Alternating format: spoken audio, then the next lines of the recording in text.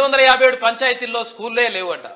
రాష్ట్రంలో స్కూళ్లు లేని గ్రామ పంచాయతీలు 257 ఉన్నట్లు విద్యాశాఖ అధికారులు గుర్తించారు. వీటిలో 122 జీపీల్లో బడులు అవసరమని స్కూల్ ఎడ్యుకేషన్ అధికారులు ప్రతిపాదనలు రెడీ చేసింది. రైట్. ముఖ్యమంత్రి రేవంత్ రెడ్డి గారి నిర్ణయం మేరకు ప్రతి గ్రామంలో ప్రతి ప్రభుత్వ పాఠశాల ఉండాలి. ప్రతి గ్రామంలో అసలు గ్రామ పంచాయతీ పరిధిలో పాఠశాల లేకుండా ఉండకూడదు అనేటువంటి మొన్న విద్య పైన జరిగినటువంటి ఒక డిస్కషన్ లో గౌరవ ముఖ్యమంత్రి రేవంత్ రెడ్డి గారు చెప్పడం జరిగింది. అందుకు అనుగుణంగానే విద్యాశాఖ కూడా అడుగులు వేస్తా ఉంది.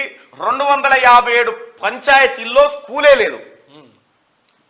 కేసీఆర్ గారు ఇక మీరు చేసిన కథ, మీరు వచ్చిన తర్వాత దాదాపు 8,000 పాఠశాలలను మూసేసిరు.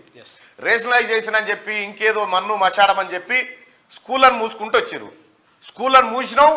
ఇప్పుడు ఈ 257 గ్రామాలలో బెల్ట్ షాప్ ఉందా లేదా? వైన్ షాప్ ఉందా లేదా? వైన్ షాప్ బెల్ట్ షాప్ మీద ఉన్న సోయి గత పాలకునికి బడుల మీద లేకపోయా. అందుకోసమే ముఖ్యమంత్రి రేవంత్ రెడ్డి గారు ఈ బడులను బాగు చేసే కార్యక్రమాన్ని చేపట్టిన. అందులో భాగంగానే 257 గ్రామ పంచాయతీల్లో స్కూళ్ళు లేవు, ప్రభుత్వ స్కూళ్ళు లేవని గుర్తించారు.